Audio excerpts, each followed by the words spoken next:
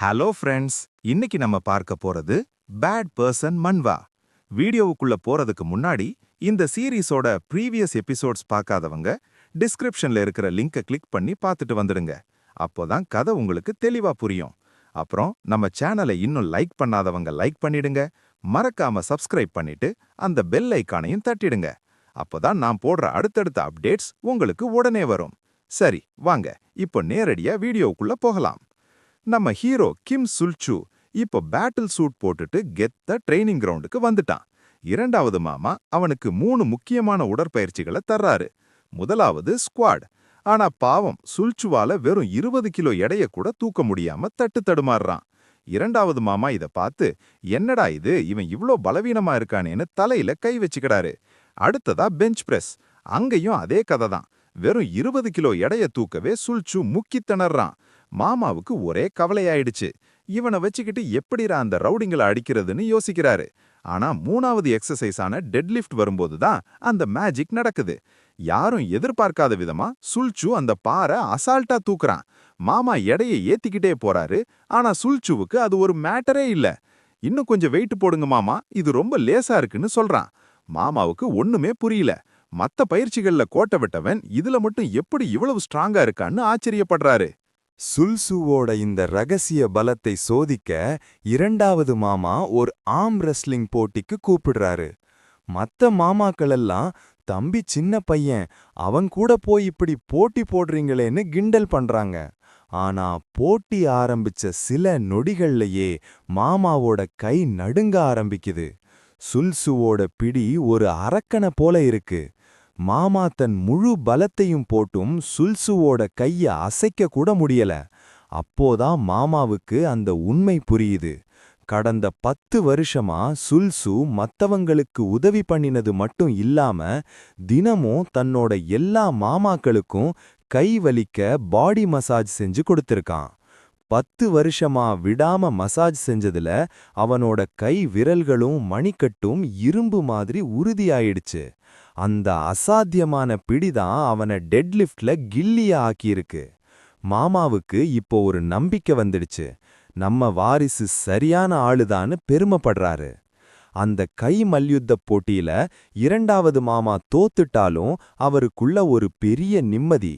கிம் சுல்சு அந்த அசாத்தியமான பிடிபலத்தை பார்த்தப்போ அவருக்குள்ள ஃபயர் பேர் கேங்கோட நிஜமான பிம்பம் தெரிஞ்சது. தம்பி, உன்னோட இந்த சக்திய சரியா பயன்படுத்தினா நீ வெறும் ஸ்கூல் மட்டும் இல்ல, இந்த நகரத்தையே உன் கட்டுப்பாட்டுல கொண்டு வரலான்னு ஆச்சரியப்படுறாரு. சுல்சுவால இத நம்பவே முடியல. நீங்க வேணும்னு தானே மாமா தோத்து போனீங்கன்னு கேக்குறான். ஆனா மாமா உறுதியா சொல்றாரு, இனிமே நீ யார்கிட்டையும் தோக்கக்கூடாது. அதுக்கு நாம க்ளோஸ் டோர் ட்ரைனிங் எடுக்கணும். இந்த ட்ரைனிங் முடியிற வரைக்கும் வெளி உலகத்தோட உனக்கு எந்த தொடர்பும் இருக்கக்கூடாதுன்னு சொல்றாரு. சுல்சு முதல்ல தயங்குனாலும் தனக்கு பிடிச்சவங்கள பாதுகாக்கணும்னா இந்த தியாகத்தை செஞ்சுதான் ஆகணும்னு சம்மதிக்கிறான். அடுத்த 3 நாட்களுக்கு அந்த தனி அறைக்குள்ள பயிற்சி ரத்தம் சொட்ட சொட்ட ஆரம்பமாகுது. 3 நாளா சுல்சு ஸ்கூலுக்கு வரதால சுஜன் கொஞ்சம் கவலைப்படுறா. அவனோட நண்பர்கள் கிட்ட கேட்டா அவங்களுக்கும் ஒண்ணுமே தெரியல. அவனோட வீட்டுக்கு போன நண்பர்கள் அங்க இருக்கிற அந்த பயங்கரமான மாமாக்களை பார்த்துட்டு அலறி அடிச்சு ஓடி வந்துட்டாங்க. சுஜன் வீட்டுக்கு வரும்போது அவளோட தங்கை வாசல்லே நின்னுட்டு இருக்கா. ஏக்கா, அந்த நல்ல அண்ணா சுல்சு ஏன் இப்போதெல்லாம் என்னோட விளையாட வரமாட்டேங்கிறாரு? ஒருவேளை யாருக்காவது உதவி பண்ண போய் மயக்கம் போட்டு விழுந்துட்டாரான்னு பாவமா கேக்குறா. தங்கச்சியோட பேச்ச கேட்டதும் சுஜனுக்கு மனசு கஷ்டமாயிடுச்சு. ஸ்கூல்ல இருந்து அவனோட அட்ரஸ வாங்கிட்டு நேரா சுல்சுவோட வீட்டுக்கே போறா. வாசல்ல இருக்கிற மாமாக்கள் முதல்ல அவள சந்தேகமா பார்த்தாலும் நான் சுல்சுவோட ஃப்ரெண்டுன்னு சொன்னதும் அவள ஒரு இளவரசி மாதிரி தாங்கி வீட்டுக்குள்ள கூட்டிட்டு போறாங்க. ஆனா இத பார்த்த பெரிய மாமா அவங்கள சத்தம் போடுறாரு. யாருன்னே தெரியாத ஒருத்தரை வீட்டுக்குள்ள விட்டதுக்காக பெரிய மாமா மத்தவங்கள சத்தம் போடுறாரு. நம்ம சுஜன் பயத்துல நடுங்கிட்டு இருக்கான். நல்ல வேளை அவன் கையில ஸ்கூல் ஐடி கார்டு இருந்ததுனால தப்பிச்சான். சுல்சு 3 நாளா ஸ்கூலுக்கு வரல, போனையும் எடுக்கல. அதான் அவனை பார்த்துட்டு போகலாம்னு வந்தேன்னு சுஜன் சொல்றான்.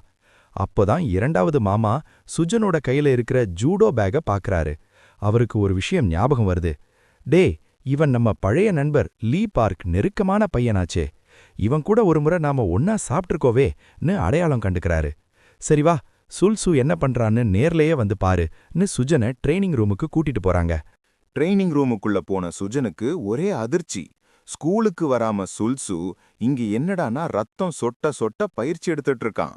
இரண்டாவது மாமா சுஜனை பார்த்து, தம்பி, இவன் கூட ஒரு சின்ன ஸ்பாரிங் பண்றியான்னு கேக்குறாரு. சுஜனுக்கு சிரிப்பு வருது. மாமா, இவனுக்கும் ஜூடோக்கும் சம்பந்தமே இல்ல, இவன் ரொம்ப பலவீனமானவன்னு நினைக்கிறான். ஆனா மாமா, கொஞ்சம் பொறுமையா கவனி, அவன் பண்றது ஜூடோ இல்லன்னு சொல்றாரு. அங்க நம்ம ஹீரோ சுல்சு மூணாவது மாமாவோட சட்டைய பிடிச்சு தூக்குறான். ஜூடோ முறைப்படி 2 கைகளையும் பயன்படுத்தணும். ஆனா சுல்சு வெறும் வலது கைய மட்டும்தான் பயன்படுத்துறான். சுஜன், டேய், ஒரு கையில தூக்க முடியாதுடான்னு சொல்லிக்கிட்டு இருக்கும்போதே சுல்சு அந்த மாமாவை ஒரே கையில அந்தரம் தூக்கி தரையில பலார்னு வீசுறான். இதத்தான் இரண்டாவது மாமா டெட்லி ஒன் ஆர்ம் த்ரோன்னு சொல்றாரு. சுல்சுவோட அந்த அரக்கத்தனமான கிரிப் ஸ்ட்ரெங்த்தை பார்த்துட்டு சுஜன் வாயடைச்சு போய் நிக்கிறான். சுஜன் ஜூடோல நேஷனல் லெவல் பிளேயர். ஆனா சுல்சு மெடல் வாங்க ஆசைப்படல, தன்னை திட்டுறவங்கள மிதிக்கணுங்கிற வெறியோட இருக்கான். சுல்சுவோட இந்த மாற்றத்தை பார்த்ததும் சுஜனே தானா முன் வந்து அவன் கூட சண்டை போட தயாராகிறான். இரண்டாவது மாமாவோட பிளான் ரொம்ப தெளிவு. கிம் சல்சு தன்னை விட பலமான, அதே சமயம் அவனோட வயசுல இருக்கிற ஒருத்தன் கூட சண்டை போட்டாதான் அவனோட நிஜமான பலம் தெரியும்னு நினைக்கிறாரு. ஆனா நம்ம ஹீரோ சுல்சு பயத்துல நடுங்குறான். ஏன்னா அவன் ட்ரெய்னிங் எடுக்க ஆரம்பிச்சு சில நாட்கள் தான் ஆகுது. ஆனா முன்னாடி நிக்கிற சோங்ஜுன் ஒரு நேஷனல் லெவல் ஜூடோ பிளேயர். முதல் ரவுண்டுல சோங்ஜுன் அசால்ட்டா சுல்சுவை தூக்கி போட்டு மிதிக்கிறான். இவன் கூட சண்டை போட எனக்கு எந்த டெக்னிக்கும் தேவையில்லைன்னு சோங்ஜுன் கிண்டலா நினைக்கிறான். ஆனா சுல்சு விடாப்பிடியா எந்திரிக்கிறான். இந்த தடவை ஒரு பாக்ஸிங் ஸ்டான்ஸ் எடுத்துட்டு வர்றான். சுல்சு கொடுக்கிற ஒவ்வொரு பஞ்சையும் சோங்ஜுன் ஈஸியா தடுத்தாலும் அந்த அடிகளுக்கு பின்னால இருக்கிற கிரிப் பவர் அவனை அதிர வைக்குது. சுல்சு திடீர்னு சோங்ஜுனை டேக்கிள் பண்ண ஓடி வர்றான். என்னை விட வெயிட் கம்மியான நீ என்னை எப்படிதான் தள்ள முடியும்னு சோங்ஜுன் நினைக்கும்போது தான் அந்த ட்விஸ்ட் நடக்குது. சுல்சு அவனை தள்ளல, அவனோட அரக்கத்தனமான கிரிப் பவரை வச்சு சோங்ஜுனோட தொடைப்பகுதியை பிடிச்சு நறுக்குன்னு கிள்ளுறான். இது சாதாரண கிள்ளு இல்ல நண்பர்களே, அவனோட தசை நார்களை அப்படியே நசுக்கிற மாதிரி ஒரு வலி. சோங்ஜுன்னால அந்த வலியை தாங்க முடியல. இத பார்த்த மூணாவது மாமா, என்னடா இது, இவ்ளோ கோழைத்தனமான டெக்னிக்கை அவனுக்கு கத்துக் கொடுத்திருக்கேன்னு இரண்டாவது மாமாவை திட்டுறாரு. ஆனா இரண்டாவது மாமா சொல்றாரு, இது வெறும் கிள்ளு இல்ல, இது ஒரு வகையான அக்யூப்ரெஷர் அட்டாக். இது எதிராளியோட தசைகளை செயலிழக்க வைக்கும்னு. சோங்ஜுன்னால ஒரு நிமிஷம் காலை கூட அசைக்க முடியல. அந்த கேப்ல சுல்சு பாஞ்சு வந்து சோங்ஜுனோட தொண்டைக்குழில ஒரு குத்து விடுறான். சோங்ஜுன் செம காண்டாயி, டே என் ஆடம் சாப்லிய குறி வைக்கிறன்னு கேட்கிறான். சுல்சு பயத்துல, சாரிடா, நீ ரொம்ப உயரமா இருக்க, அதான் உன் தாடைக்கு என் கை எட்டலன்னு சொல்றான். ஆனா சோங்ஜுன் இப்போ நிஜமாவே கோவமாகிட்டான். இனிமே நான் உன்னை விடமாட்டேன்டான்னு ஒரு முடிவோட நிக்கிறான். ஒரு வழியா அந்த பயிற்சி சண்டை முடியுது. 2 பேருமே மூச்சிறைக்க தரையில கிடக்குறாங்க. சோங்ஜுன் ஆச்சரியமா கேக்குறான், டே இவ்வளவு பலம் வச்சிருக்க நீ எப்படிடா அந்த மொக்க ரவுடி ஷின்ஜோங் மின் கிட்ட அடி வாங்கின? அதுக்கு இரண்டாவது மாமா சொல்றாரு, இவன் இதுவரைக்கும் ஒரு சண்டையை கூட எதிர்கொண்டதில்ல. சண்டைக்கு முன்னாடியே பயந்து நடுங்கிற கோழையா இருந்தான். அந்த பயத்தை போக்க தான் உன்ன மாதிரி ஒரு பலசாலியோட இவனை மோத விட்டேன். சண்டை முடிஞ்சதும் சுல்சுவோட முகத்துல ஒரு சின்ன சிரிப்பு. அடிபட்டு தரையில கிடந்தாலும், மாமா எனக்கு இப்போ ரொம்ப புத்துணர்ச்சியா இருக்கு, ரெஃப்ரெஷ்டா இருக்குன்னு சொல்றான். முதல் முறையா நம்ம ஹீரோவுக்கு சண்டை மேல இருந்த பயம் போய் ஒரு ஆர்வம் வந்திருக்கு. மாமா உடனே எல்லாருக்கும் ஒரு செம விருந்துக்கு ஏற்பாடு பண்றாரு. சாப்பாட்டு மேஜையில ரெண்டாவது மாமா ஒரு அதிரடி டீல் போடுறாரு. சோங்ஜூன், நீ 1 வாரம் இவன் கூட தங்கி பயிற்சி கொடுக்கணும். அதுக்கு பதிலா உனக்கு தேவையான சாப்பாடு, வசதி எல்லாத்தையும் நான் கவனிச்சுக்கிறேன்னு சொல்றாரு. ஆனா சோங்ஜூன் தன் தங்கச்சிய தனியா விட முடியாதுன்னு சொல்ல மாமா ஒரு சூப்பர் பிளான் போடுறாரு. அவனோட சீனியர் 2 பார்க்கிற்கு ஃபோன் பண்ணி, உன் பையனுக்கு நான் ஸ்பெஷல் ஜூடோ ட்ரைனிங் தரேன், அதுக்கு பதிலா அவன் 1 வாரம் எங்க இளவரசன் சுல்ஜு கூட பயிற்சி பண்ணட்டும்னு பேசி முடிக்கிறாரு. சாப்பாடு முடிஞ்சு கிளம்பும்போது சுல்ஜு தன் மாமா கிட்ட கேட்டு ஸ்பெஷலா ஒரு பார்சல் வாங்குறான். அத சோங்ஜூன் கிட்ட கொடுத்து, இத உன் தங்கச்சிக்கு கொடுன்னு சொல்றான். அந்த அன்பை பார்த்ததும் சோங்ஜூன் மனசு அப்படியே கரைஞ்சு போயிடுது. அடுத்த நாள் ஸ்கூல்ல நம்ம யாயி சுல்சுவுக்கு மாத்தி மாத்தி மெசேஜ் பண்றா. ஆனா அங்கிருந்து ஒரு பதிலும் இல்ல. அன்னைக்கு அடி வாங்கினதுல இவன் ஹாஸ்பிட்டல்ல சேர்ந்துட்டானோன்னு அவ பதறத பார்த்துட்டு அவளோட ஃப்ரெண்ட்ஸ் எல்லாம் இவன் நிஜமாவே அந்த பையனை லவ் பண்றா போலையேன்னு கிண்டல் பண்றாங்க. நம்ம யாயி கிம் சுல்சுவ பார்க்க அவன் வீட்டுக்கே போகலாம்னு பிளான் பண்றா. ஆனா தனியா போக பயமா இருக்குன்னு சுல்சுவோட அந்த 2 ஃப்ரெண்ட்ஸையும் கூப்பிடுறா. ஆனா அந்த 2 லூசுகளும் ஆன்லைன் கேம் விளையாடுறதுல பிஸியா இருக்காங்க. ஒருத்தன் சில்வர் ரேங்க்கு, இன்னொருத்தன் பிரான்ஸ் ரேங்க்குன்னு மொக்கையா விளையாடிக்கிட்டு இருக்காங்க.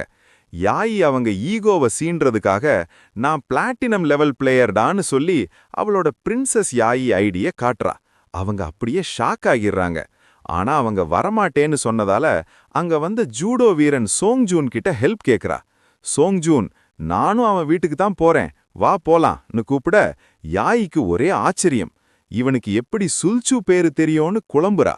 மறுபுறம் அந்த ரவுடி ஷின்ஜோங்மின் தான் ஃப்ரெண்டோட சேர்ந்து திருடின அந்த மோதிரத்தை விற்க ஒரு ஜுவல்லரி ஷாப்புக்கு போறான். பெரிய மனுஷன் மாதிரி தெரியணும்னு 2 பேரும் சூட்டெல்லாம் போட்டுட்டு போறாங்க. ஆனா அந்த கடையே காலியா இருக்கு. அங்க ஒரு மொட்டைத்தலை ஆளு, நம்ம 2வது மாமா, உட்காந்து பாட்டு பாடிட்டு இருக்காரு.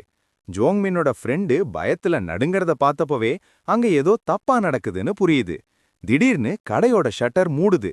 சில ஆட்கள் ஓடி வந்து இவங்கள சுத்தி வளைக்கிறாங்க. 2வது மாமா மாசா எந்திரிச்சு, என் மோதிரத்தை திருடிட்டு என்கிட்டயே விக்க வந்திருக்கியான்னு கேக்குறாரு. ஷின்ஜோங்மெனுக்கு அப்போதான் புரியுது தான் ஃப்ரெண்டே தன்னை காட்டி கொடுத்துட்டான்னு. ஜோங்மென் பயந்து போய், இல்ல சார், இது எனக்கு ரோட்ல தான் கிடைச்சது, நீங்களே வச்சுக்கோங்கன்னு மோதிரத்தை கொடுக்கறான்.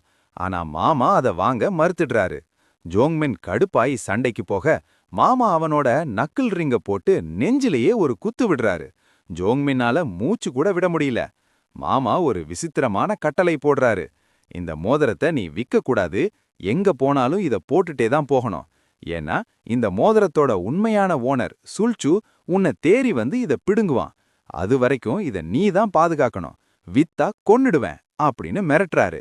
அது மட்டும் இல்லாம ஜோங்மின்னோட ஸ்டைலான முடி மேல மாமாவுக்கு ஒரு கண்ணு. இவனுக்கு முடி அதிகமா இருக்குடா, ஷேவரை இடங்கடான்னு சொல்லி அவனுக்கு அங்கேயே ஒரு பார்சல் மொட்டை போடுறாங்க. அதே சமயம் யாயியும் சோங்ஜுனும் சுல்சுவோட வீட்டுக்கு வந்துடுறாங்க. அந்த பிரம்மாண்டமான வீட்டை பார்த்ததும் சுல்சு இவ்ளோ பெரிய பணக்காரனான்னு யாயி ஆச்சரியத்துல வாயடைச்சு போறா.